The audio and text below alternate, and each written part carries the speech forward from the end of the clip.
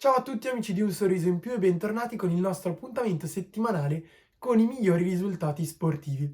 Partiamo subito con la Serie A di calcio.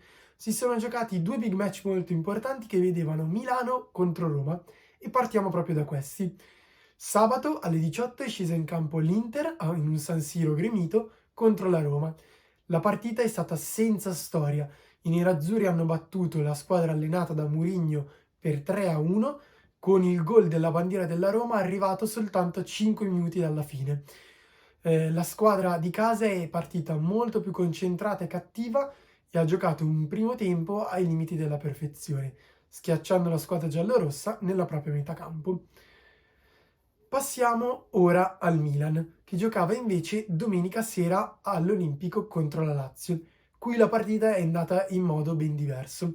Infatti a passare subito in vantaggio dopo 4 minuti sono stati i biancocelesti con il capocannoniere Ciro Immobile, che imbeccato ottimamente da Milinkovic-Savic ha battuto il portiere francese Maignan.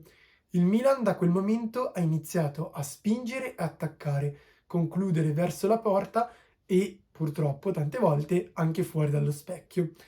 La squadra biancoceleste non è più riuscita a uscire dalla propria metà campo, comunque costruire trame di gioco articolate che la portassero alla conclusione pericolosa. Il pareggio però è arrivato soltanto all'inizio della ripresa, quando Rafael Leao è andato via in modo splendido sulla fascia, è arrivato sul fondo e ha appoggiato dietro un pallone solo da spingere, che il bomber francese Olivier Giroud non ha potuto mancare. La partita quindi sembrava indirizzata verso i rossoneri, ma c'era da fare i conti con il portiere albanese della Lazio Stracoscia, che è stato molto preciso in vari interventi e ha salvato la porta fino al 92esimo. Qui un errore del difensore centrale Acerbi ha permesso al subentrato Zlatan Ibrahimovic di appoggiare di testa nell'area piccola per Sandro Tonali.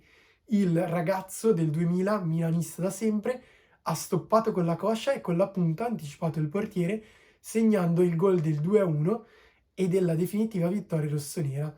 Il giocatore, in un'estasi sotto la curva rossonera gremita, si è tolto la maglia ed è andato ad esultare sotto i tifosi, perché questa vittoria è molto importante per il Milan, che tiene il campionato aperto. Infatti rimane in testa alla classifica con 2 punti di vantaggio sull'Inter, che però ha una partita da recuperare e che finalmente verrà recuperata proprio mercoledì contro il Bologna. Al terzo posto in classifica ritroviamo un Napoli che però ha perso in modo rocambolesco per 3-2 contro l'Empoli, un Napoli che era andato in vantaggio per 2-0 e soprattutto è stato in vantaggio per 2-0 fino all'80° minuto.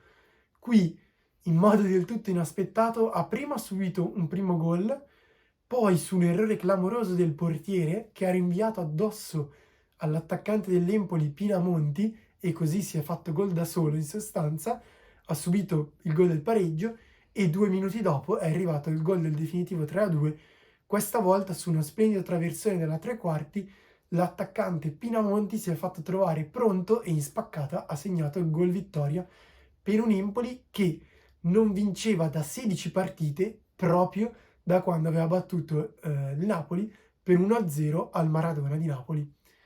Al quarto posto troviamo invece la Juventus che ha battuto per 2-1 il Sassuolo nel posticipo del lunedì sera, una partita in pieno stile Max Allegri. Infatti la Juventus non ha giocato un grande calcio, non ha avuto molte occasioni, il Sassuolo ha creato tantissimo ma non è riuscito a concretizzare più del singolo gol di Raspadori ed è stato punito a 5 minuti dalla fine dal gol del subentrato Kim. Juventus che si avvicina al terzo posto in classifica, infatti ora è solo a -1 dal Napoli. Passiamo ora alla MotoGP, infatti si è disputata la prova sul circuito dell'Algarve in Portogallo. A trionfare in un modo completamente avvilente per la concorrenza è stato il campione del mondo uscente Fabio Quartararo. Il francese della Yamaha ha dominato la gara compiendo 3 sorpassi nei primi giri e involandosi poi per la vittoria. Il primo e migliore degli italiani è stato Pecco Bagnaia, che però è arrivato soltanto ottavo. Purtroppo è caduto Enea Bastianini, che era in testa al mondiale, e che ora si vede scavalcato proprio dal francese della Yamaha Fabio Quartararo. Passiamo ora alla Formula 1, un Gran Premio di Imola casalingo quindi per la Ferrari, che però non ha sorriso alle rosse di Maranello. Infatti, dopo una qualifica che ha visto partire in pole position Max Verstappen e con Leclerc in seconda posizione, il monegasco della Ferrari è arrivato soltanto sesto al traguardo. Infatti, durante il Gran Premio è stato sorpassato da Sergio Perez e si trovava quindi in terza posizione, ma per un piccolo errore commesso a 10 giri dalla fine ha fatto un testacoda e ha danneggiato l'ala. Si è così trovato a dover rientrare nei box e a rientrare in nona posizione. Qui, con la furia in corpo, è riuscito a compiere 3 sorpassi, ma si è dovuto accontentare del sesto posto.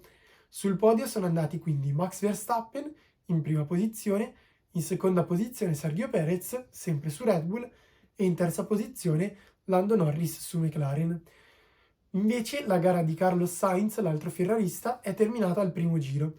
Infatti, purtroppo per lui, è stato toccato da dietro dall'altra McLaren di Daniel Ricciardo ed è andato lungo finendo nella ghiaia. Qui non è più riuscito a far ripartire la sua Ferrari. Per questa settimana è tutto, ci vediamo settimana prossima con Passione Sportiva di Mattia. Ciao a tutti!